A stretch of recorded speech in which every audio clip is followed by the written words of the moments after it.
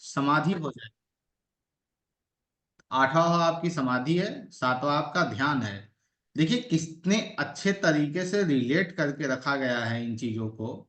ऋषि मुनियों ने कितने अच्छे से इसे किया है कि सातवां ध्यान है, आठवां समाधि है। आप ध्यान करेंगे तो ही आप समाधि को प्राप्त करेंगे। सातवां ध्यान है तो आठवां साधना है। यह जो विषय है वो अध्यात्म ज्योतिष का विषय है। और हम लोग जो पढ़ रहे होते हैं वो भौतिक ज्योतिष है। वैसे ही आठवां भाव समाधि के साथ साथ हमारे आयुष्य को, आयुष अर्थात हमारी आयु को दर्शाता है। हमारी क्या आयु होगी, आयु की क्या गणना होगी, आयु दीर्घायु होगी या अल्प आयु होगी, उसके बारे में दर्शाता है। आठवां भाव हमारे निजी दोष है, स्वयं के हमारे जो दोष हैं वह आठवां भाव है। स्वयं के दोष यदि हम कहें तो स्वयं के दोष क्या हैं?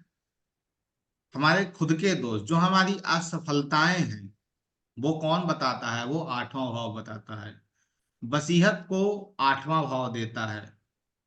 मृत्यु क्यों होगा, मृत्यु का भय आठवां भाव है। मृत्यु का कारण आठवां भाव है। इनके साथ साथ यदि तंत्र ज्योतिष की बात करें तो तंत्र ज्योतिष के अंतर्गत तांत्रिक प्रयोग जो होते हैं वो आठवां भाव है। अर्थात आपके ऊपर किसी तंत्र तंत्र की क्रिया की गई है या आपके घर के ऊपर की गई है, या फिर आप इन सब में बिलीव रखते हैं, क्योंकि बहुत से लोग हैं जो तंत्र को नहीं मानते हैं। तो इसके अंतर्गत तांत्रिक प्रयोग तभी आपके घर में किया जा सकता है जब आपका आठवां भाव इफ्लेक्टेड हो, पीड़ित अवस्था में हो। यदि आठवां भाव आपका अच्छी अवस्था में है तो यह तांत्रिक प्रयोग आपके ऊपर नहीं हो सकते हैं, क्योंकि आठवां भाव कष्ट है। गुप्त रोग आठवां भाव है। हमारी जो बसीहत है, जो हमारी पैतृक संपत्ति है, वो आठवां भाव है। पैतृक संपत्ति मिलने में समस्या है, रुकावट है, तो आपका आठवां भाव डैमेज कंडीशन में, अच्छी अवस्था में नहीं है। कलंक को आठवां भाव दर्शाता है, जिसे जस और अपयश कहते हैं। जो अपयश है वो आठवां भाव देता है। विदेश यात्राओं को भी आठवां भाव दर्शाता है। विदेश यात्राओं को भी आठवां भाव आपके दर्शा रहा होता है। आपका जो जीवन साथी है उसका धन भी आठवां भाव हो जाएगा, क्योंकि वो सातवें से दूसरा है। आठवां भाव कष्ट का है, दुख को भी दर्शाता है, दुर्घटना को भी दिखाता है। शोध अर्थात हम कहें तो जो वैज्ञानिक गतिविधि होती हैं उसे यह आठवां भाव दर्शाता है। जासूसी आठवां भाव है। षड्यंत्र, जो षड्यंत्र में हम कहें तो ये जो है साम दाम दंड और भेद, ये आठवां भाव है। क्योंकि चौथे से पांचवा है, चौथा सिंहासन है, और सिंहासन को प्राप्त करने की बुद्धि आठवां भाव है। चौथा क्या है? शांति है। चौथा क्या है? शांति है, मन है। तो अपने आप को एक चेतना तक पहुंचाने के लिए, क्योंकि मन को आप भगवान से जोड़ते हैं, रिलेट करते हैं, तो उस चेतना तक पहुंचाने के लिए जिस बुद्धि का, जिस ज्ञान का उपयोग होता है वो आठवां भाव। क्योंकि वो चौथे से ठीक पांचवा हो रहा है, इसलिए इसे समाधि भी कहा गया है, साधना भी कहा गया है, इसे षड्यंत्र भी कहा गया है। यह आविष्कार को भी दर्शाता है, लंबी बीमारियां भी यह देता है। जैसे प्रथम भाव क्या है? बच्चे का जन्म हुआ। दूसरा भाव उसे परिवार मिल गया। तीसरा भाव उसके छोटे भाई बहन आ गए। चौथे भाव में उसे खेलने के लिए छोटी छोटी गाड़ियां दे दी गई, घर मिल गया। पांचवें भाव में उसकी शिक्षा शुरू हो गई। सातवें में उसका विवाह हो गया या बिजनेस हो गया। अब उस बिजनेस से या उस विवाह के बाद व्यक्ति के जीवन में कुछ कष्ट आते हैं, वो कष्ट आठवां भाव देता है। आप कष्ट कहें या रिसर्च कहें, एक तरीके से आप रिसर्च कर सकते हैं, एक तरीके से आप कहें तो जो आठवां भाव एक्टिव होता है वो हमें मेच्योर बना देता है। क्योंकि जैसे शनि, शनि जैसे कहीं भी बैठ जाए तो हमारा हमें उस भाव से संबंधित वो बहुत मेच्योर बना देता है, बहुत हद तक हमें डिसिप्लिन में डाल के जाता है जब उसकी दशा आती है तो।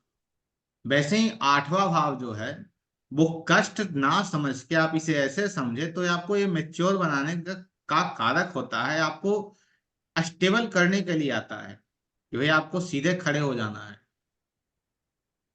क्योंकि यदि यह कष्ट है, यदि यह कष्ट है तो ज्योतिष भी तो कष्ट है। तो ज्योतिष हमारे जीवन को अलाइन कर रहा है, ज्योतिष ज्योतिष हमारे जीवन को बना रहा है। तो जब ज्योतिष हमारे जीवन को बना रहा होता है तो आठवां भाव हमें किस प्रकार कष्ट दे सकता है, तो इसे तो कष्ट नहीं देना चाहिए।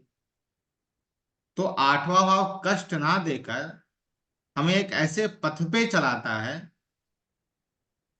कि जिसके नीचे कंकड़, रेत, कांटे तो होते हैं, लेकिन उस पथ की समाप्ति में अर्थात उस रोड की समाप्ति में हमें बहुत अच्छा एक सुनहरा मौका देखने को मिलता है या सुनहरे अवसर मिलते हैं। हमें कैसे मिलते हैं? क्योंकि आठवां कष्ट है, आठवां हमें मेच्योर बनाता है। जब आठवां हमें मेच्योर बना देता है, जब हमें ठोक पीट कर अच्छे से सीधा कर देता है, तो पुनः वो कहाँ लेकर जाता है? नवम में लेकर जाता है। नवम का कार्य क्या है? नवम का ज्ञान। कार्य है भाग्य को जागृत करना, ज्ञान देना। तो ज्ञान की प्राप्ति आपको होती है। इसीलिए पहले के जो पौराणिक चीजें थी उसके अंतर्गत बच्चे को छोटे समय में ही गुरुकुल भेज दिया जाता है कि जाओ तुम भिक्षाटन करो। अच्छा, आज के समय में यदि हम देखें तो आज का जो समय है उसके अनुकूल आज किसी को आप कहिए कि जाओ तुम भिक्षा मांगो, तो भिक्षा मांगना आज के जमाने में कष्ट हो गया। लेकिन पहले के समय के अनुसार जो भिक्षाटन था वो एक नियम था गुरुकुल का कि आपको जाकर भिक्षा मांगना है, आपको जंगल में रहना है। आज के जमाने में आप जंगल में हैं तो आप बहुत बड़े कष्ट में जी रहे हैं। तो फिर ज्ञान की प्राप्ति होती थी इतने कष्टों के बाद। उन्हीं कष्टों को आज हमने क्या नाम दे दिया? उन्हीं कष्टों को आज हमने नाम दे दिया है कि यह जो कष्ट हैं वो हमारे जीवन में आठवें भाव के अंतर्गत आ रहे होते हैं। यदि हम बात करें किसी देश की, तो किसी देश की यदि हम बात करते हैं, क्योंकि देश की भी कुंडलियां होती हैं, हमारे ये भारत की भी कुंडली है, तो किसी देश की हम बात करें तो आठवें भाव से हम राष्ट्रीय अध्यक्ष को देखते हैं, आठवें भाव से हम प्रधानमंत्री को देखते हैं, आठवें भाव से हम राष्ट्रपति को देखते हैं। या कहें तो इनके मृत्यु का हम विचार करते हैं, कहां से करते हैं?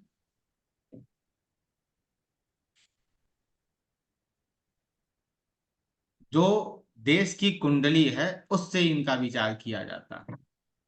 पुनः यदि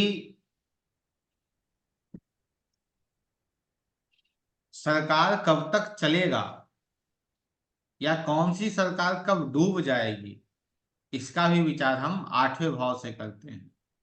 आठवां भाव क्या है? इनकम टैक्स है, आयकर विभाग है। आठवां भाव आत्महत्या को भी दर्शाता है। ठीक, आठवां आठवां जो भाव है वो प्राकृतिक आपदाएं को देता है, महामारी को देता है। प्राकृतिक आपदाएं भी देता है, महामारी को भी देता है। जब आप इंडिया की कुंडली लगाएंगे तो इंडिया कुंडली के अंतर्गत आपको मिलेगा कि जब 2020 के जनवरी में जब कोरोना प्रवेश करता है केरल में, इंडिया में प्रवेश करता है, तो उस वक्त की दशा भी आठवें भाव को बता रही है। और पुनः जब यह मार्च के महीने में पीक पे पहुंचता है, मार्च अप्रैल में, तो उस वक्त भी प्रत्यंतर दशा के अंतर्गत आठवां भाव एक्टिव होता है। तो ये महामारी को कौन बताता है किसी देश के अंतर्गत? स्वयं आठवां भाव बताता है। निजी दोष को कौन बताता है? ठीक वही आठवां भाव ही बताता है। जो हमें दर्द होते हैं, पीड़ा होते हैं, कष्ट होते हैं, जैसे काल पुरुष की सभी की गणना हमने किया, तो वैसे ही काल पुरुष का कष्ट कौन है? काल पुरुष का कष्ट आठवां भाव है। कष्ट के साथ साथ ससुराल भी आपका आठवां भाव है, क्योंकि सातवें से वो दूसरा है, आपके जीवन साथी का परिवार है वो। सर्जन, डॉक्टर में सर्जन की हम बात करें तो वो आठवां भाव है।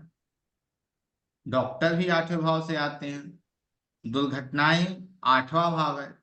जो हमारे जीवन में अचानक परिवर्तन आता है वो आठवां भाव है। लॉटरी की हम बात करें तो वो भी आठवां भाव है, क्योंकि अचानक हमें धन दे रहा है वो, तो इसलिए अभी हमें आठवां भाव ही बता रहा है। आठवां भाव एक तरीके से एक ऐसा भाव है जो हमारे पूरे जीवन को बदलने की शक्ति रखता है, पूरे जीवन को। आप कुछ और कर रहे हैं, आठवें भाव के दशा अंतरदशा में आप बिल्कुल बदल जाएंगे, परिवर्तित हो जाएंगे। वो आठवां भाव है। आठवें भाव का परिचय हमने पहले ही आपको दिया। क्या? व्यक्ति जब पारिवारिक जीवन में आने के बाद, हम मनुष्य हैं, हमारी इच्छा होती है कि हम कई वर्षों तक इस सुख को भोगें, तो इस कारण आठवां भाव दीर्घायु भी है। आठवें भाव में जो ग्रह बैठे हैं, आठवें भाव में जो भी ग्रह बैठे हैं, वह आपके कष्ट और पीड़ा का कारण बताते हैं। कहाँ से आपको कष्ट आएगा, कौन आपको पीड़ा देगा, वह बताता है। यह भाव यह भी आपको बताएगा कि कोई कैसे अपने आप को बदल सकता है, क्योंकि बदलाव ये स्वयं है। सबसे बड़ा बदलाव आठवां देता है, और उससे भी बड़ा बदलाव तीसरा देता है। आठवें से आठवां है। यदि आपका आठवां भाव बहुत अच्छे कंडीशन में है, बहुत अच्छी स्थिति में है, तो जो धन आपको आठवां भाव दे देगा, वह धन आपको और कोई भाव नहीं दे सकता है। और कोई भाव आपको वो धन नहीं दे सकता है जो धन आपको आठवां भाव देके चला जाएगा।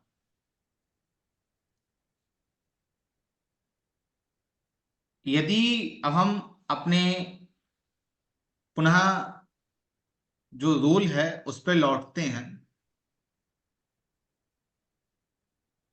अब कष्ट कहाँ से आएगा, वो तय तो ग्रह करेंगे ही।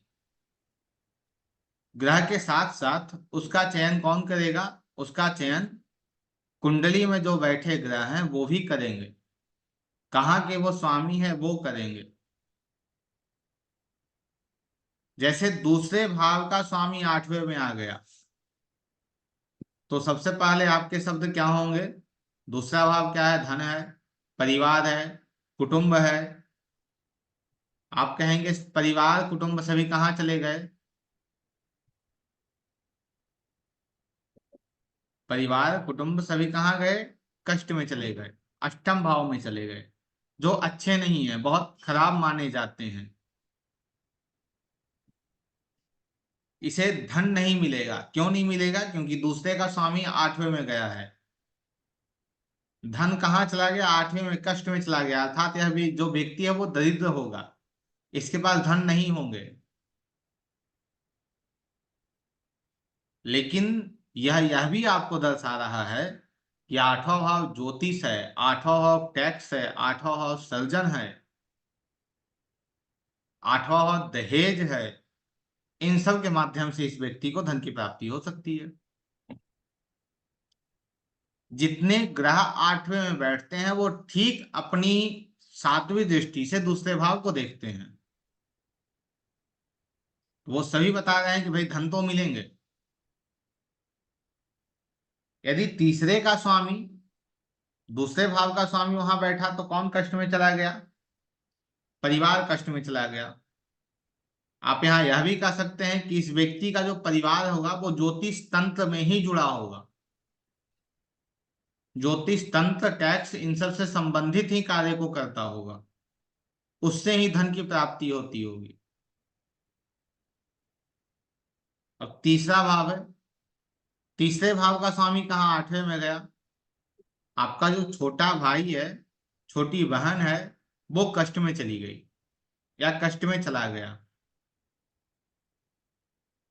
इससे भी बड़ी बात, आपका स्वयं का जो अट्रैक्शन है, जहां आप आकर्षित हो रहे हैं, वो आकर्षण स्वयं कहाँ गया है? आठवें में गया है।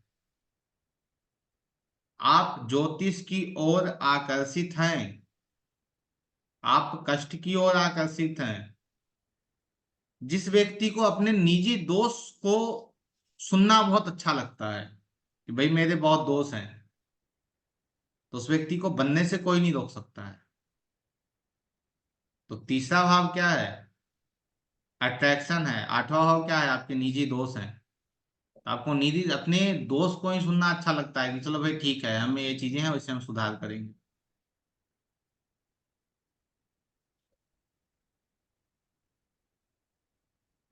तीसरा भाव मार्केट है। मार्केटिंग कहाँ गया आपका? आठवें में गया। आठवां भाव भी मार्केट है, इसे सदैव स्मरण रखिएगा। आठवां ऐसा नहीं है कि आठवां मार्केट नहीं है, आठवां भी मार्केट है। मार्केटिंग आठवां भाव भी है। तो यह भी आपसे स्पष्ट कर रहा है कि मार्केटिंग इसकी अच्छी होगी।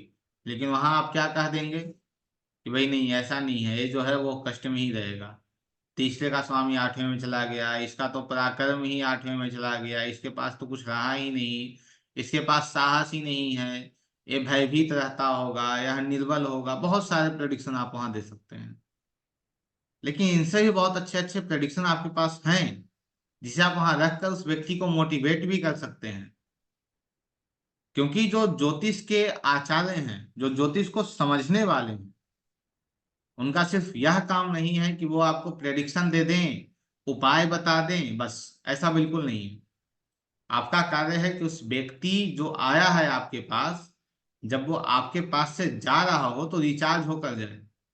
उसकी जो रिचार्ज खत्म हो गई है, उसे आप रिचार्ज करके आप उसे भेज रहे हैं। वो आपका कर्तव्य है, वो आपका धर्म भी है। चतुर्थ भाव की हम बात करें तो चतुर्थ भाव माता है। माँ कहाँ गई? कष्ट में चली गई। मन कहाँ गया? कष्ट में चला गया। मन कहाँ गया? ज्योतिष में चला गया। एक चीज और, आठवां भाव क्या है? एक्सट्रीम है, अति है, किसी चीज की अति है यह। अब इस व्यक्ति को आप कहेंगे कि भाई यह जो व्यक्ति है, चौथा भाव प्रॉपर्टी है, प्रॉपर्टी कहाँ चले गए? कष्ट में चले गए। अब आप इस व्यक्ति को कहोगे कि अरे यार तुम्हारे पास तो प्रॉपर्टी नहीं होगी, लेकिन आठवां भाव एक्सट्रीम है। यदि वो ज्योतिष, टैक्स, इन सब से जुड़ा होगा व्यक्ति, तो वो एक ही प्रॉपर्टी, एक जैसी ही प्रॉपर्टी 10 कर देगा। एक ही गाड़ी वो 10 लेगा। क्योंकि जो उसे अच्छा लगेगा ना, उसे बार बार करेगा, वो बार बार करेगा। अलग अलग अलग रंग में एक ही गाड़ी को लेते चला जाएगा। और आप कहोगे आपके पास तो इसका तो अभाव होगा, गाड़ियों का अभाव होगा, धन का अभाव होगा। तो व्यक्ति कहेगा मैंने तो 10-12 गाड़ियां, तो एक ही गाड़ी मैंने 10-12 ले रखी है। ठीक है। पुनः जो चतुर्थ भाव है, वो आपकी मन की शांति है। चतुर्थ भाव का आपने जब पढ़ा तो मन की शांति है। तो आपकी मन की शांति कहाँ चली गई है? आठवां भाव को गंदगी भी कहते हैं, तो गंदगी में चली गई है। तो यहाँ पे आपको थोड़ी समस्या देखने को मिलेगी। अब इसके लिए उपाय क्या है? उपाय यह है कि आप नदियों के पास बैठें, क्योंकि चौथा भाव जो है वो गंगा जल है। आठवां भाव जो है वो आप गटर का पानी कह सकते हैं या गंदा पानी कह सकते हैं। और जो 12वां भाव है, 4 8 12, 12वां भाव जो है वो समुद्र का पानी है, सागर का पानी है। तो वो आपके लिए थोड़ी समस्यादायक है, या थोड़ी समस्या देगा। लेकिन यूटिलाइजेशन में आप इसे लेके चलते हैं तो बहुत अच्छी बात है, या यूटिलाइज होते भी रहेगा। चतुर्थ भाव आपका स्वयं का घर है, घर कष्ट में आपका गया है।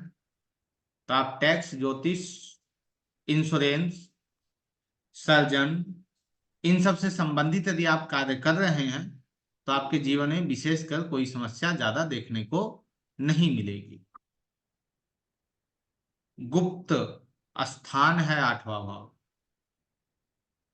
अब आपके घर ऐसे स्थान पे हो सकते हैं जहां पे पहुंचना थोड़ा है, तो आप मेन रोड पे ही आसपास कहीं घर हो, लेकिन लोगों को ढूंढने में परेशानी होती होगी।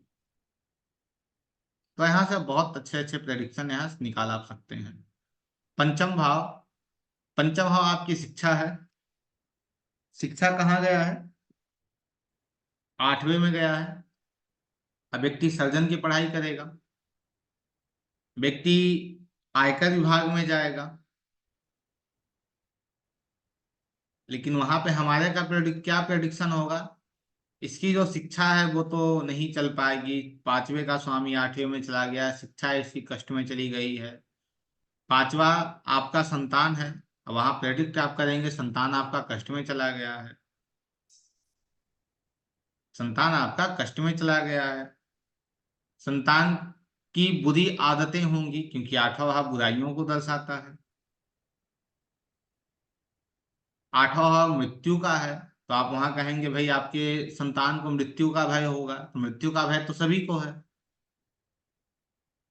लेकिन वहां पे आपके यह प्रेडिक्शन हो सकते हैं कि आपका जो संतान होगा उसे आप सर्जन बना सकते हैं, आप आयुर्वेद के क्षेत्र में उसे आप डाल सकते हैं, आप उसे एक अच्छे रिसर्च में डाल सकते हैं, वो अच्छा एक वैज्ञानिक बन सकता है। आप उसे टैक्स के कार्य के अंतर्गत डाल सकते हैं, या कहें तो वो अच्छा अर्थशास्त्र को जानने वाला हो सकता है, क्योंकि अर्थशास्त्र कौन है? अर्थशास्त्र 8वां भाव है। वो अच्छा अर्थशास्त्र को भी जानने वाला हो सकता है। आप यहाँ यह भी कह सकते हैं कि आपके संतान के प्राप्ति के बाद आपके जीवन में अचानक परिवर्तन भी आएंगे, क्योंकि संतान की प्राप्ति होगी, 5वां भाव जागृत होगा। 5वां भाव जड़ है, 5वें का जीव कहाँ गया है? 8वें में गया है। जड़ जागृत होगा, जीव जागृत होगा, जब जीव जागृत होगा तो 8वें को जागृत कर देगा,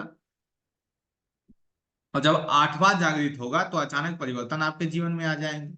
तो ऐसे व्यक्ति के जीवन में आपको यह देखने को मिलेगा कि जब संतान की प्राप्ति हुई तो इस व्यक्ति के जीवन में अचानक परिवर्तन हो गए, या अपने स्थान को छोड़कर कहीं और चला गया, या इसने कोई और काम शुरू कर दिया, या अचानक इसकी तरक्की हो गई, या अचानक नीचे आ गया। तो ये बहुत सारी चीजें आप उस व्यक्ति के जीवन में देखने को मिलेगा। 5वां भाव क्रिएशन है। 8वां भाव मैन्युफैक्चरिंग है। आप कुछ ऐसी चीजों का को क्रिएट करेंगे मैन्युफैक्चरिंग के माध्यम से, जो आपके लिए बेहतर है। ऐसा व्यक्ति कुछ क्रिएट कर सकता है, कुछ बना सकता है, और उसे मार्केट में ला सकता है, क्योंकि 8वां भाव मार्केटिंग को भी दर्शाता है। छठे का स्वामी 8वें में जाना। छठा भाव प्रारब्ध है, 8वां भाव ज्योतिष है, 8वां भाव कष्ट है। आपका प्रारब्ध कहाँ है? अर्थात हम यह कहें, जो 3 प्रकार के कर्म होते हैं। एक बात और, आज के समय को लेकर हम बात करें तो जैसे ही आपके कानों में, कान को एक और नाम कहते हैं श्रवण, जैसे ही आप श्रवण करते हैं प्रारब्ध, तो आपके दिमाग में, मन मस्तिष्क में कैसे प्रश्न आते हैं? बहुत अच्छे प्रश्न आते हैं, बहुत अच्छा लगता है प्रारब्ध को सुनकर, या फिर अच्छा नहीं लगता है? बताइए कैसा लगता है इस शब्द को सुनने के बाद, प्रारब्ध को? बताइए।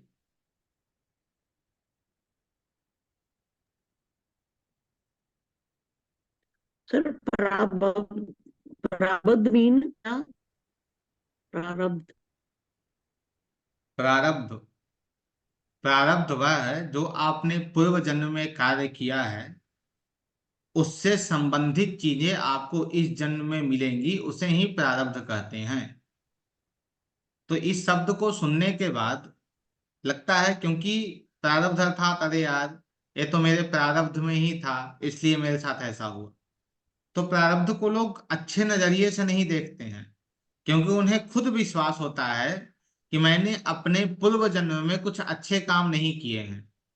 क्योंकि प्रारब्ध जो है वो आपके पूर्व जन्म अर्थात जो आपके पिछले जन्म हैं, उस जन्म से संबंधित कर्म के जो फल हैं वो आपके इस जन्म के प्रारब्ध हैं। इसलिए छठा भाव रोग ऋण और शत्रु है। तो छठा भाव आठवें में गया, आठ आपका प्रारब्ध ही कष्ट बन गया। अर्थात आप जो इस जीवन में आए हैं, या जो जीवन आपको मिला है, इस जीवन के अंतर्गत आपका जो प्रारब्ध है, या प्रारब्ध को एक दूसरे शब्दों में हम कन्वर्ट करें तो आप इसे भाग्य कह सकते हैं। इसे आप भाग्य कह सकते हैं कि मेरे भाग्य में ही था। भाग्य जो है वो बहुत अच्छे शब्द हो गए हैं, लेकिन जो प्रारब्ध है वो अच्छे शब्द नहीं। तो आपका प्रारब्ध कहाँ गया? कष्ट में गया। तो आप यहाँ क्या कहेंगे? मेरा जो प्रारब्ध है, अर्थात मेरा जो जीवन है, वही कष्ट में चला गया है। पुनः छठा भाव सेवा है, नौकरी है। तो ऐसे व्यक्ति नौकरी कहाँ करेगा? मैन्युफैक्चरिंग डिपार्टमेंट में करेगा, हॉस्पिटल में नौकरी करेगा, आयकर विभाग में नौकरी करेगा, ज्योतिष के किसी संस्थान में नौकरी करेगा। क्योंकि छठा भाव सेवा है, आठवां भाव इन सब संबंधित है। तो छठे का स्वामी वहां गया है, तो इन सब संबंधित चीजों को वो करेगा। ठीक वैसे ही छठा भाव सेवा है, तो सेवा ज्योतिष के पास गई है। तो ये क्या बता रहा है? यह बताने का प्रयास कर रहा है कि आपको सेवा करनी है। कैसे? तो ज्योतिष से। छठा भाव ऋण है, छठा भाव शत्रु है। तो इस व्यक्ति के लिए कितना अच्छा है कि भाई छठे भाव का स्वामी आठवें में गया है, इसके जो शत्रु हैं वो कहाँ चले गए? आठवें में चले गए। मतलब आठवां भाव कष्ट है ना, कष्ट में चले गए, तो अच्छा है इसके लिए, खराब तो है नहीं। यदि हम ठीक वैसे ही सातवें की बात करते हैं, तो सातवां आपका जीवन साथी है। आपका जीवन साथी कहाँ? आठवें में गया। आठवां कष्ट है, आठवां सर्जरी को दर्शाता है। तो यहाँ पे आप दो प्रेडिक्शन कर सकते हैं कि या तो आपका जो जीवन साथी है वो सर्जन होगा, डॉक्टर होगा, टैक्स संबंधित काम करता होगा।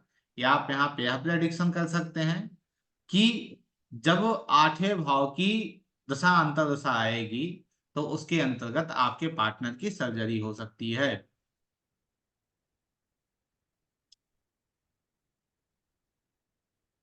सातवां बिजनेस है, आठवां भाव मैन्युफैक्चरिंग है। आपको बिजनेस कैसे करना है? मैन्युफैक्चरिंग के साथ बिजनेस करना है। सातवां व्यवसाय है, आठवां मैन्युफैक्चरिंग है। आप मैन्युफैक्चरिंग के कार्य को कीजिए, उनसे संबंधित बिजनेस कीजिए, आपके लिए बेहतर रहेगा।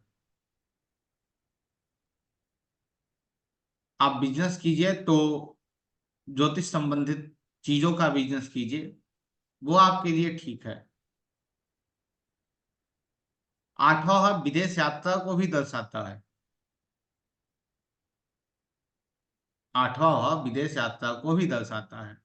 एक और रूल आप लोगों के समक्ष, जब किसी भी भाव को आप देख रहे हैं, किसी भी पर्टिकुलर आप भाव को देख रहे हैं और उस भाव की आपको विस्तृत व्याख्या चाहिए, उसे लग्न बना दीजिए। उसे लग्न बना दीजिए और लग्न बनाकर उससे आप व्याख्या उसकी कर सकते हैं। जैसे हम आठवें की ही बात कर रहे हैं, तो आठवां भाव को लग्न हम बनाते हैं तो नौवां भाव आठवें से दूसरा हो जाएगा। आठवें दूसरा भाव क्या है? परिवार है। तो आठवें से दूसरा यहाँ यह बताएगा दूसरा भाव संबंधों को दर्शाता है, कुटुंब को दर्शाता है, धन को दर्शाता है। लेकिन ये आठवें से दूसरा हो रहा है, तो यह बताएगा आपको कि भाई ये जो कष्ट आने वाले हैं वो किन संबंधों से आने वाले हैं, क्या संबंध हैं जो कष्ट को लेकर आएंगे। ज्योतिष आप किन माध्यमों से सीख सकते हैं, कौन से माध्यम से आप ज्योतिष को सीख सकते हैं, वो आपको कौन बता देगा, वो आठवें से दूसरा बता देगा। आठवें से दूसरा आपको यह भी बताएगा कि आप कौन से प्रोडक्ट की मैन्युफैक्चरिंग करेंगे तो आपको धन आएगा, क्योंकि मैन्युफैक्चरिंग से धन देने वाला कौन है, आठवां भाव है। अब आठवें से तीसरा आपको यह बताएगा कि आपके प्रोडक्ट के अंतर्गत जिन चीजों का आप मैन्युफैक्चरिंग कर रहे हैं, उन चीजों के अंतर्गत आप क्या ऐड करेंगे तो उसमें अट्रैक्शन आएगा। या आप, तीसरा भाव ट्रेवल है, तो आप किन माध्यमों से इसे आप बाजार में लेकर जा सकते हैं, मार्केटिंग आप कैसे करेंगे इस मैन्युफैक्चरिंग का, वो आपको कौन बताएगा, वो आठवें से तीसरा बताएगा। तो ऐसे ही पर्टिकुलर हर एक भाव को पकड़ के आप बहुत विस्तृत इसकी व्याख्या कर सकते हैं, और बहुत खूबसूरत आपको रिजल्ट यहाँ देखने को मिलता है। तो अभी हम बात कर रहे थे सातवें से आठवें की। तो सातवें का स्वामी आठवें में आता है, तो व्यवसाय है, बिजनेस है, ये सभी कहाँ आ गए, कष्ट में आ गए, या ये सभी कहाँ आ गए, मैन्युफैक्चरिंग डिपार्टमेंट में आ गए, गुप्त स्थान में चले आए। तो यहाँ पे आप दो तीन तरीके से आप प्रेडिक्शन भी करेंगे और यूटिलाइजेशन भी बताएंगे। नौवे का स्वामी आठवें में आता है, तो नौ भाव क्या है, आपके पिता हैं, गुरु हैं। ये कहाँ चले गए, कष्ट में चले गए। आपको जो सलाह देने वाला है, क्योंकि सलाहकार है, आशीर्वाद है, आठवां नौवां भाव आपका ज्ञान है, अध्यात्म ज्योतिष के अंतर्गत एक ज्ञान है। तो ज्ञान कहाँ चला गया, ज्ञान आपके आठवें भाव में चला गया। तो यह आपसे क्या कहने का प्रयास कर रहा है, यह आपसे यही कहने का प्रयास कर रहा है कि आपको ज्ञान तो मिलेंगे, लेकिन थोड़े परिश्रम से मिलेंगे, कष्ट से मिलेंगे। अर्थात आप उच्च शिक्षा, क्योंकि उच्च शिक्षा कौन दे रहा है, नवम भाव दे रहा है। तो नवम भाव यह कह रहा है, अष्टम भाव यह आपसे कह रहा है कि उच्च शिक्षा तो आपको मिलेगी, लेकिन कैसे मिलेगी, कष्ट के कारण मिलेगी। दूसरा एक और है कि उच्च शिक्षा आपको किसकी मिलेगी, आपको अर्थशास्त्र के अंतर्गत उच्च शिक्षा मिलेगी। उच्च शिक्षा आपको कहाँ मिलेगी, नदी के पार मिलेगी। क्यों, क्योंकि नदी के पार भी आठवां भाव है। तो उच्च शिक्षा आपको कहाँ मिलेगी, नदी के पार मिलेगी। इसीलिए आठवें भाव को विदेश यात्रा भी कहा गया है। ठीक वैसे ही नवम भाव इन सब के साथ साथ आपको ब्लेसिंग भी देता है, आशीर्वाद भी देता है। अब आशीर्वाद कहाँ गया, ज्योतिष के पास गया। अब यह व्यक्ति, ऐसा व्यक्ति यदि आपको मिलता है ना, तो पता है ऐसा व्यक्ति आपको क्या कहते हुए मिलेगा। ऐसा व्यक्ति आपसे यह कहते हुए मिलेगा कि भाई मैं तो जब भी ज्योतिषी के पास जाता हूं, तो वो जो भी देते हैं उससे मेरा काम हो जाता है। आप ये समझ रहे हैं या नहीं समझ रहे हैं।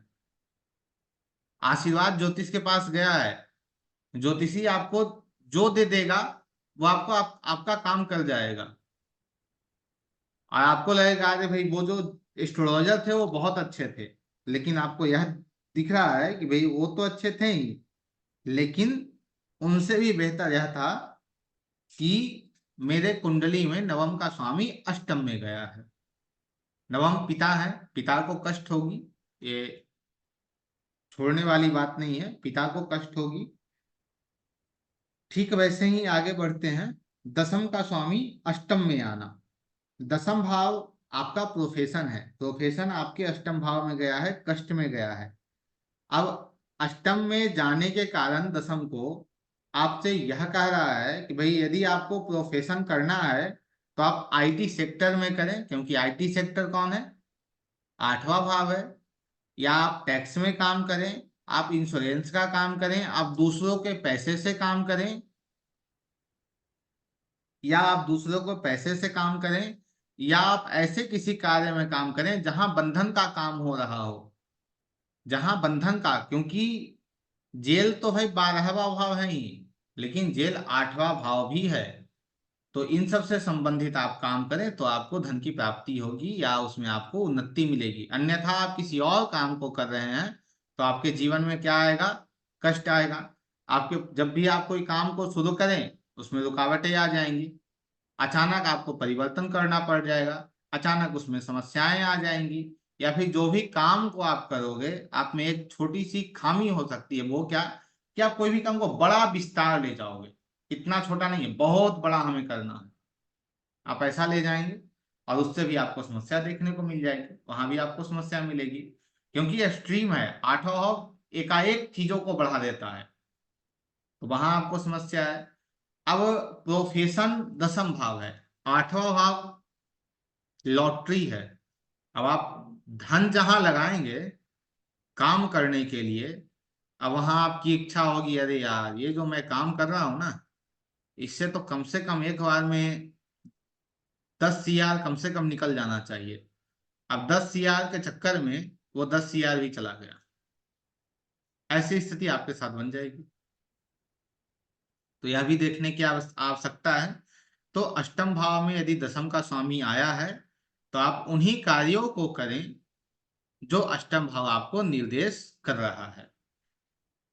जैसे दशम का स्वामी मंगल है, दशम भाव का स्वामी मंगल है, मंगल आपके 8वें भाव में आया है, तो आपसे यह कह रहा है कि भाई आपको जो काम करना है वो इंजीनियरिंग का काम करना है, क्योंकि वहां मंगल आ गया और 8वां भाव आ गया। वैसे ही एकादश की हम बात करें तो एकादश भाव क्या है, एकादश भाव आपका लाभ है, एकादश भाव आपका समाज है, एकादश भाव आपका फ्रेंड सर्कल है। वो सभी कहाँ चले आए, वो सभी 8वें में चले आए। यदि एकादश को हम समझें तो एकादश भाव प्रमुख रूप से यदि उसकी व्याख्या करें हम, तो ज्ञान, कर्म, कर्म से होने वाले लाभ हैं। अब कर्म से होने वाला लाभ यदि कष्ट में चला जाएगा तो क्या हमें लाभ मिल जाएगा, नहीं मिल पाएगा, वो लाभ मिलेगा ही नहीं, वो ऐसे ही निरर्थक हो जाएगा, वो नहीं मिल पाएगा। तो उसके लिए भी हमें क्या करना होगा, 8वें भाव से जुड़कर कार्य करना होगा, या 8वें भाव को जोड़ना होगा। अब कैसे जोड़ना है इसे समझिए। 11वां भाव, 11वां भाव आपका क्या है, समाज है, आपका फ्रेंड सर्कल है। तो आप 11वें भाव की जागृति करेंगे तो 11वें भाव का जो स्वामी है वो जागृत होगा, तो आप अपने फ्रेंड सर्कल से जुड़ते हैं तो वो जागृत होगा। अब वो जब वो जागृत होगा तो आपका 8वां भाव जागृत होगा। अब 8वां भाव जागृत होगा तो आपके जीवन में पीड़ाएं आएंगी। लेकिन जब आप 8वें भाव को जागृत कर लेते हैं, अर्थात आपके 8वें भाव के एट्रीब्यूट को आप पकड़ लेते हैं, तो 8वां भाव जागृत हुआ। तो 8वां भाव के जागृत होने से कौन जागृत हो गया, 11वें भाव का जो लॉर्ड 8वें में आया है वो जागृत हो गया, और उसे जागृत होने से वो कहाँ जागृत कर देगा, वो ठीक 11वें भाव को जागृत कर देगा। तो आपको 8वें भाव की एक्टिविटी करने से आपको लाभ की प्राप्ति हो जाएगी। ठीक है, एक लॉजिक है, इससे आप बहुत अच्छे से रिलेट कर सकते हैं कि 8वें भाव को यदि आप एक्टिव करते हैं तो 11वां आपका जागृत हो जाएगा। यहाँ पे कोई आपको उपाय करने की आवश्यकता नहीं है, सिर्फ आपको थोड़े ज्योतिष पढ़ लेने हैं, या आयुर्वेद का काम कर लेना है, या LIC का काम कर लेना है, या IT सेक्टर संबंधित काम कर लेना है, टैक्स का काम कर लेना है। इन चीजों को आप कर सकते हैं, आपके लिए बहुत बेहतर है। द्वादश की बात हम करें तो द्वादश अर्थात जो 12वां भाव है कुंडली में, वो प्रमुख रूप से देखा जाए तो मोक्ष का है, अध्यात्म का है। यदि इसे बहुत से लोग इसे मानेंगे कि भाई हानि कष्ट में चला गया है, 12वां भाव जो है इन्वेस्टमेंट है, या 12वां भाव विदेश है, ये सब चीजें चली गई हैं। लेकिन आपको यह भी देखने को मिलेगा कि 12वां भाव अध्यात्म है। अध्यात्म कहाँ गया? अष्टम में गया है। अष्टम समाधि है। अब उस व्यक्ति को और कुछ चाहिए? कुछ नहीं।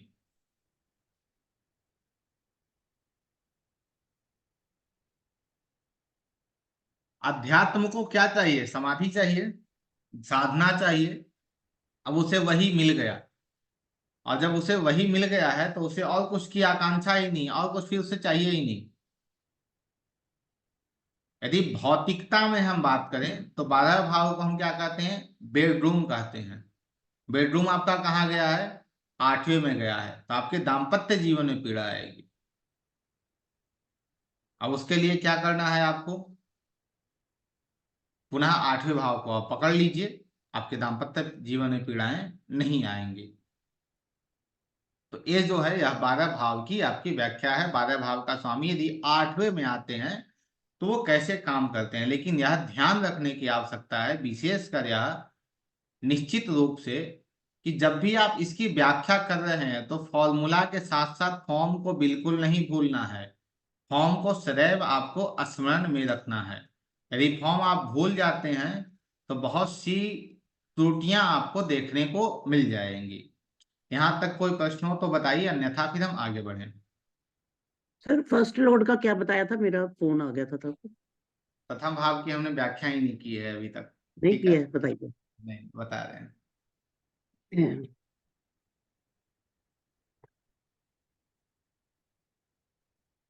प्रथम भाव, प्रथम भाव का स्वामी अष्टम में जाएगा। तो सबसे पहले आपके मन मस्तिष्क में सबसे पहला यह प्रश्न आ जाएगा कि भाई ए लग्ने सिंह अष्टम में गया है तो वो क्या करेगा? तो निश्चित ही कष्टदायक है। थोड़ी कष्ट आपको देगा वो, क्योंकि आप स्वयं कहाँ गए हैं? आप कष्ट के पास गए हैं। लेकिन पुनः आप 8वें भाव संबंधित एक्टिविटी कर रहे हैं, ज्योतिष या इन सभी किसी कार्यों से जुड़े हैं, तो आपको यह समस्याएं नहीं आएगी। विशेषकर एक बात और ध्यान दीजिएगा, समझिएगा, जिस शब्द को हम बार बार उपयोग में ले रहे हैं, साधना। साधना, साधना अर्थात किसी भी देवता के मंत्र को जप करना, या फिर जो गुरुदेव ने आपको दीक्षा दी है उससे संबंधित आपको साधना करना।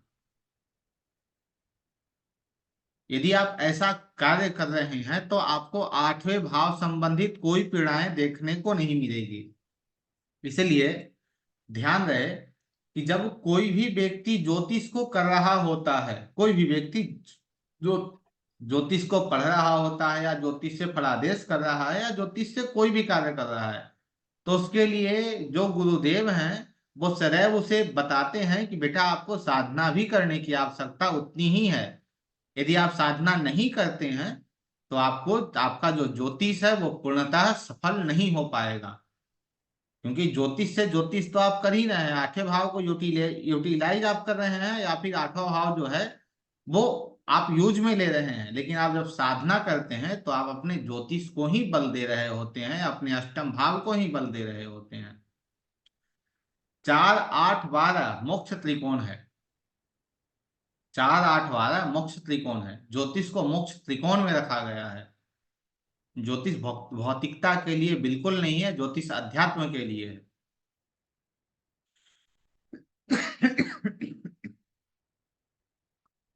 जैसे 1, 5, 9 धर्म त्रिकोण है, तो 1, 5, 9 का स्वामी यदि 8वें में आता है तो धर्म कहाँ गया है? मोक्ष के पास गया है। तो ऐसे व्यक्ति को क्या करना चाहिए? ऐसा व्यक्ति जो है वो अपने धर्म को बिल्कुल संभाल के रखे, उचित अनुचित का विचार करके किसी कार्य को करे। जिस दिन ये उचित अनुचित का विचार किए बिना किसी भी कार्य को करेगा, 1, 5, 9 का स्वामी 8वें में गया है, उस दिन इसके जीवन में कष्ट आना प्रारंभ हो जाएगा। क्योंकि धर्म को छोड़ते ही मोक्ष जो दे रहा है वो कष्ट भी तो दे रहा है, तो कष्ट आपके जीवन में ऐड हो जाएगा। अब 2, 6, 10 2 6 10। अर्थ है, अर्थ अर्थात धन है। अब धन कहाँ गया है? धन का स्वामी 2 6 10 का स्वामी 8वें में गया है। तो आपसे यह कह रहा है कि भाई ज्योतिष से आपको जुड़ के रहना है तो आपको धन की प्राप्ति होगी। 8वें भाव से जुड़ के रहना है तो आपको धन की प्राप्ति होगी। 3 7 11 काम त्रिकोण है, आपकी कामनाएं मोक्ष के पास गई हैं। तो यह बता रहा है कि कामनाएं कहाँ गई? अष्टम में गई हैं आपकी। विशेषकर आपकी जो कामनाएं हैं वो शुद्ध होनी चाहिए, अच्छी होनी चाहिए। यदि उसे प्राप्त करने के लिए किसी भी प्रकार का आप बुद्धि को लगाते हैं तो वहां आप समस्या में आ जाएंगे। 4 8 12 मोक्ष खुद है। 4 8 12 का स्वामी यदि 4 8 8वें में गया है तो आपके लिए सोने पे सुहागा है, आपके लिए सोने पे सुहागा है।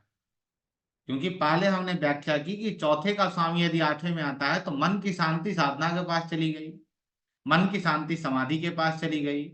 8 12वां अध्यात्म है, अध्यात्म का स्वामी 8वें में आता है तो मोक्ष मोक्ष के पास गया है। तो ये आपके लिए बहुत श्रेयस्कर है, बहुत बेहतर है। अब हम बात कर लें 8वें भाव में यदि कुछ ग्रह बैठे हों, जैसे सूर्य बैठे हों, चंद्र बैठे हों, मंगल बैठे हों, तो कैसे आपके जीवन के अंतर्गत फल को दे रहे होते हैं। ठीक है, अभी हमने बात की फॉर्मूला को लेकर कि ये जो फॉर्मूला है वो कैसे काम करता है। अब फॉर्मूला के बाद हम बात करते हैं फॉर्म के बारे में कि यदि 8वें भाव में सूर्य बैठ जाए तो क्या करेगा, 8वें भाव में चंद्र बैठ जाए तो क्या करेगा। सूर्य यदि 8वें भाव में बैठते हैं तो व्यक्ति को चंचल बना देते हैं, व्यक्ति त्यागी होता है, बुद्धिमान होता है, लोगों की सेवा करने वाला होता है,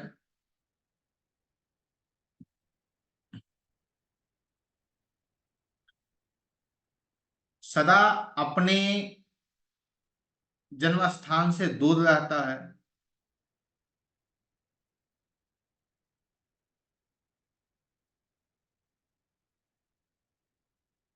कष्ट पाने वाला होता है,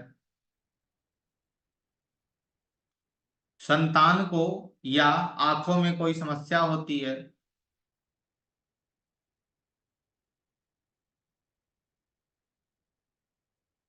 और यदि यह अपने मित्र के राशि में गया हो, अर्थात 8वें भाव में सूर्य की कोई मित्र राशि गई हो, तो इस व्यक्ति का जो मृत्यु है वो किसी तीर्थ स्थल पे होता है।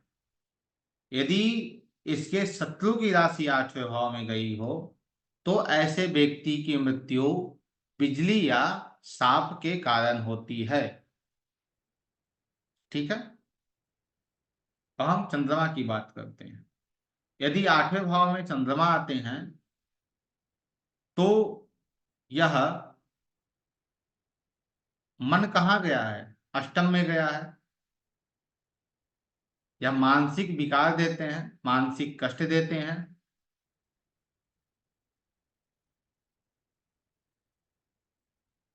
श्वास की समस्या देते हैं।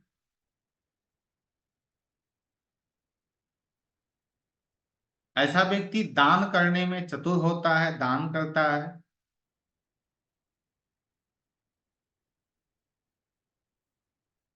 बुद्धि बहुत ही चंचल होती है,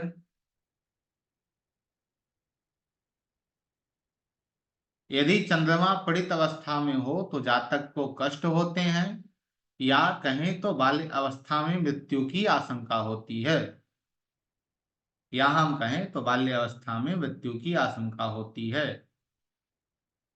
ऐसा व्यक्ति बुखार से परेशान रहता है,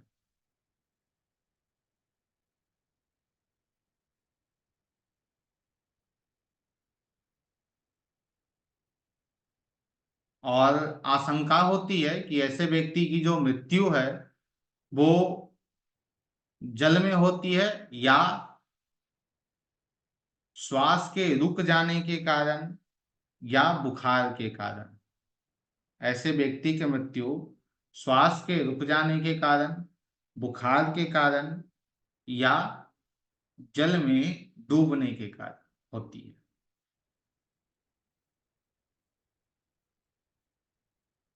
मंगल की यदि हम बात करें,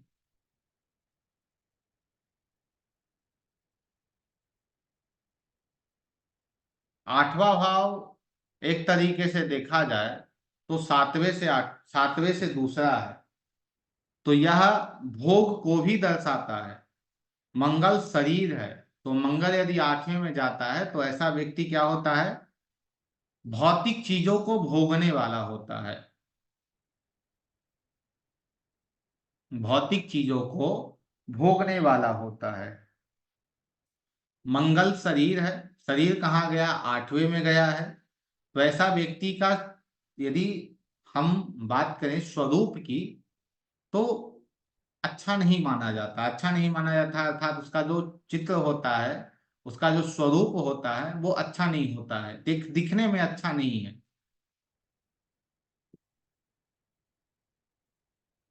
निर्धन होता है।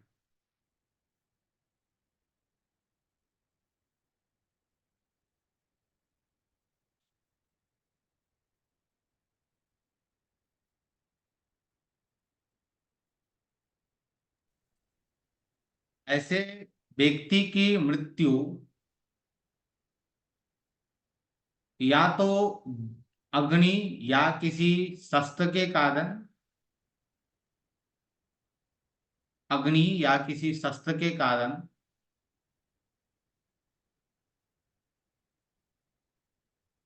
या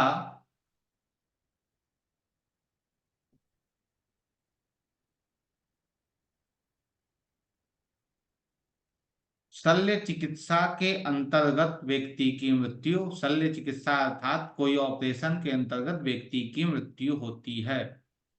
लेकिन यह ध्यान रखने वाली बातें हैं कि जब भी आप इन भावों में ग्रहों को देखकर सिर्फ विचार कर रहे हैं तो वो आपकी मूर्खता होगी। वहां पे आपको यह देखना है कि क्या वह ग्रह पीड़ित अवस्था में है या नहीं है। यदि अष्टम में बुध है तो ऐसे व्यक्ति को कहे तो भाई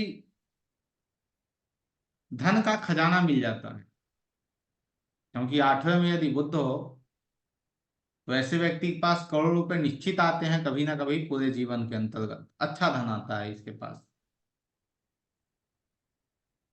ऐसा व्यक्ति नेगेटिव ऊर्जाओं से धन को एकत्रित करता है, धन को एकत्रित करता है नकारात्मक ऊर्जाओं के द्वारा। या हम यह कहें तो ऐसा व्यक्ति जो है वो भूत प्रेत या इन सब से संबंधित जो शक्तियां हैं उन पे इस व्यक्ति का प्रभाव होगा, या उन शक्तियों के को यह कंट्रोल कर सकता है, या उन शक्तियों को यह कंट्रोल कर सकता है।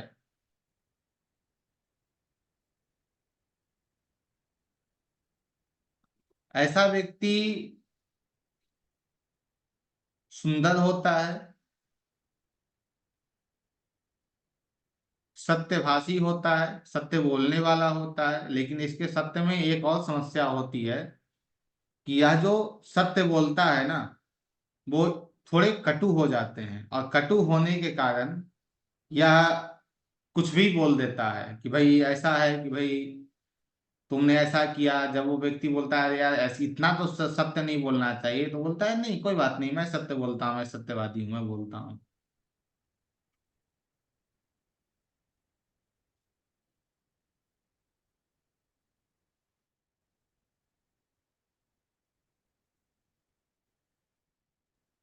ऐसा व्यक्ति अपने जीवन के अंतर्गत अपने वाणी का चतुर होता है, अपने वाणी का चतुर होता है। और साथ ही ऐसा व्यक्ति मतलब कहें तो, मैं पुनः उन्हीं शब्दों पे आ रहा हूं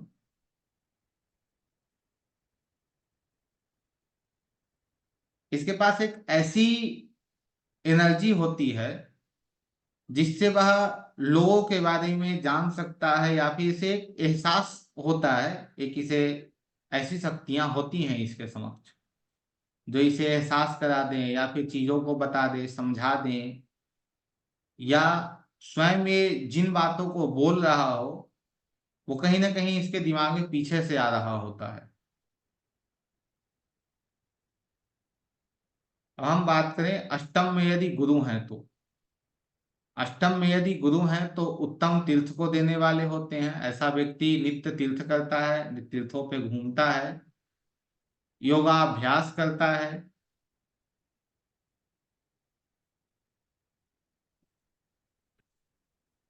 गुरु यदि पीड़ित अवस्था में वहां बैठे हैं तो ऐसे व्यक्ति के मुख में कोई ना कोई बीमारी होती है।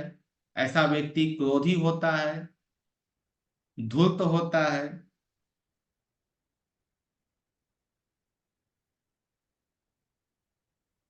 आलसी होता है।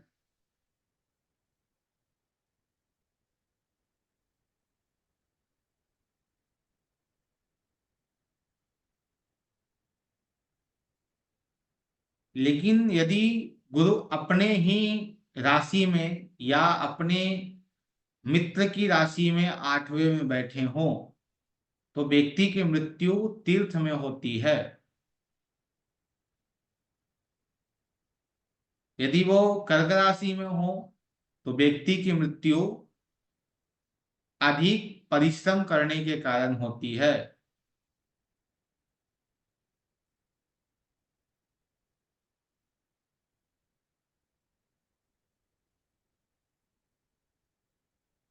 यदि व्यक्ति अपने अच्छे कर्मों को कर रहा होता है तो भी व्यक्ति की मृत्यु तीर्थ में होती है। अष्टम भाव में यदि शुक्र हो तो व्यक्ति निर्बल होता है, लेकिन धर्म करने में तत्पर होता है। धर्म करने में तत्पर होने का यह तात्पर्य है कि जब यह ऐसा जो व्यक्ति है वह सर्वशास्त्र को जानने वाले शुक्र हैं। ऐसे व्यक्ति के नेत्र जो होते हैं वो बड़े बड़े होते हैं, विशाल होते हैं।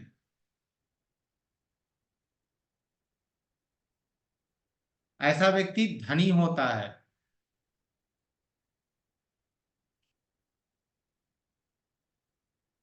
परंतु ऐसा व्यक्ति आपको अभिमानी भी मिलेगा।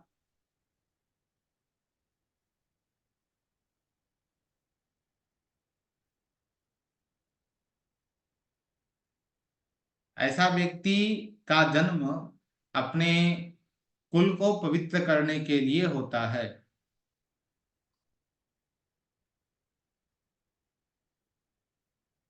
शुक्र अच्छी अवस्था में हो तो व्यक्ति की मृत्यु तीर्थ में होती है। यदि शुक्र अच्छी अवस्था में नहीं हो तो व्यक्ति की मृत्यु प्यास से व्याकुल होकर तीर्थ में ही होती है। तो ऐसे व्यक्ति की मृत्यु प्यास से व्याकुल होकर तीर्थ में ही होती है। अब हम बात करें अष्टम में शनि की। यदि अष्टम भाव में शनि बैठे हों तो शनि स्वयं दुख के कारक है। आठवां भाव स्वयं काल पुरुष का दुख है, तो ऐसा व्यक्ति दुख का भागी होता है।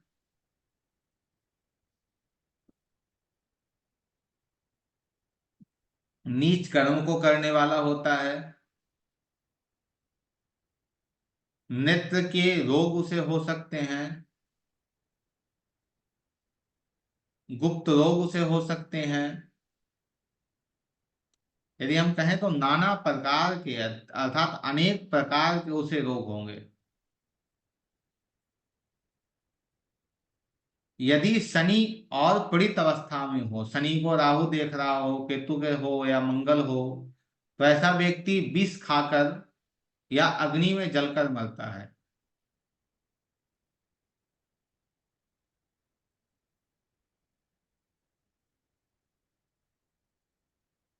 ऐसे व्यक्ति का मन बहुत ही व्याकुल होता है।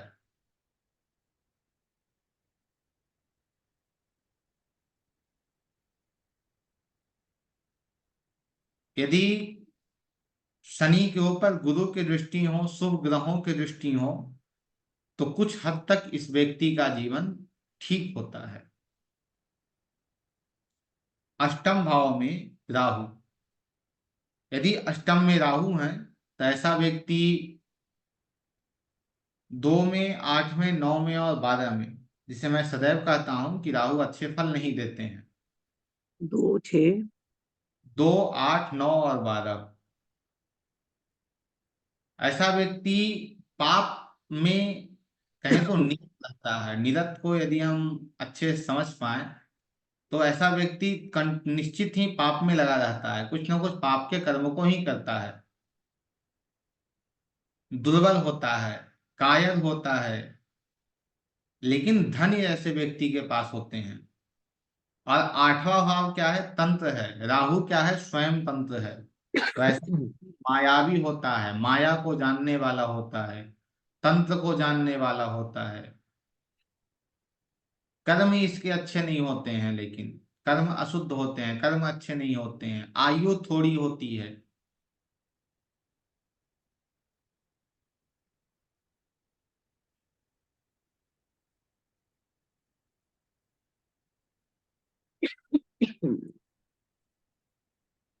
एक शब्द है दीर्घसूत्री। दीर्घसूत्री अर्थात किसी भी कार्य को बहुत धीरे धीरे करने वाला। तो ऐसा व्यक्ति जो है वो बहुत धीरे धीरे किसी कार्य को करता है। और ऐसे व्यक्ति की जो मृत्यु होती है वो बहुत प्रकार की कष्ट के कारण, बहुत प्रकार के वेदना के कारण होती है। अष्टम में केतु, यदि अष्टम भाव में केतु है तो ऐसे व्यक्ति को जो गुप्त रोग की समस्या होती है, ऐसा व्यक्ति सदैव भ्रम में रहता है कि भाई मैं कहीं से गिर नहीं जाऊं, कहीं मुझे चोट ना लग जाए, मैं गाड़ी बैठा हूं तो वहां से गिर ना जाऊं। यदि केतु अष्टम में बैठा हो और अष्टम में 1, 2, 3, 9 और 8 राशियां हो, 1, 3, 2, 9 और 8 राशियां हो, तो उस व्यक्ति के जीवन में धन की समस्या होती है, अर्थात धन आने में रुकावट होते हैं। यदि इन राशियों में केतु नहीं बैठा हो तो उसे धन की प्राप्ति होती है, धन का लाभ होता है। ऐसे व्यक्ति को पत्नी का, प्रियजनों का, या हम कहें तो अपने घर के लोगों से वियोग होता है, अर्थात उनसे यह दूर दूर रहता है।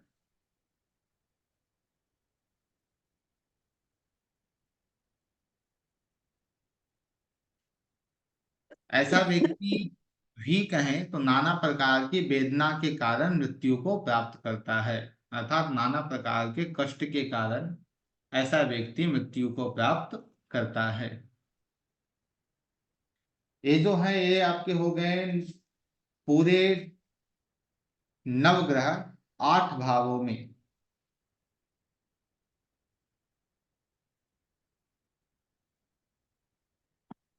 एक रूल है, उसे समझ लीजिए, उसके बाद आज की क्लास को हम संपन्न करेंगे, उसके बाद कल की क्लास में और अष्टम भाव की व्याख्या करेंगे। लिख लीजिएगा। अष्टम भाव का स्वामी यदि केंद्र में हो तो जातक दीर्घायु होता है। अष्टम भाव का स्वामी यदि केंद्र में हो तो जातक दीर्घायु होता है, अर्थात लंबे जीवन वाला होता है। यदि अष्टम भाव का स्वामी पनकर में हो, केंद्र अर्थात समझ गए आप, 1, 4, 7 और 10। यदि अष्टम भाव का स्वामी पनकर पनकर में हो, ये जो पनकर है वो क्या है? वो है 2, 5, 8 और 11, अर्थात दूसरे भाव में, पांचवें भाव में, आठवें भाव में, 11वें भाव में। यदि आठवें भाव का स्वामी 1, 4, 7 और 10 में है तो व्यक्ति की दीर्घ आयु होती है, लंबी आयु होती है। यदि आठवें भाव का स्वामी 2 में, 5 में, 8 में या 11 में है तो व्यक्ति की मध्यम आयु होती है, मतलब बीच में आयु होती है, लंबी आयु नहीं लेकिन ठीक आयु होती है। यदि 8वें का स्वामी आ आपोक्लिम होता है, आपोक्लिम की यदि हम कहें तो आपोक्लिम जो भाव हैं वो कौन कौन से हैं? 3, 6, 9 और 12। इन भावों में यदि है तो आपको देखने को मिलेगा उस व्यक्ति की मृत्यु अल्प आयु में होती है, तो उस व्यक्ति की मृत्यु अल्प आयु में होती है। इस रूल में एक और रूल लगता है, उस पे हम कल की कक्षा में चर्चा करेंगे। यह रूल सिर्फ आप सबके समक्ष इसलिए रखा गया है कि इस रूल को लगाकर टेस्ट कीजिए, क्योंकि एक और रूल है, अर्थात यदि ये पीड़ित अवस्था में नहीं है, यदि लग्नेश पीड़ित नहीं है, यदि लग्नेश पीड़ित नहीं है, यदि दशम का स्वामी पीड़ित नहीं है, 8वें का स्वामी पीड़ित नहीं है, और ये तीनों अर्थात लग्नेश, 8वें का स्वामी और 10वें का स्वामी, यदि ये तीनों केंद्र में बैठे तो दीर्घायु, यदि ये फनखर में बैठे तो मध्यम आयु, यदि ये तीनों और आपको क्लीम में बैठते हैं तो अल्पायु। लेकिन इनके साथ एक और कंडीशन है कि ये पीड़ित होने चाहिए और साथ में शनि भी पीड़ित अवस्था में होने चाहिए। समझ में आया या नहीं आया? ऊपर से निकल रहा है? ठीक है। कल कुंडली से दिखाना ना आप। ठीक है, आप कुंडली के माध्यम से आपको इसकी जानकारी मिल जाएगी और आप अच्छे अच्छे से इसे समझ भी पाएंगे। ठीक है, अभी तक का कोई प्रश्न आप लोगों का हो तो बताइए।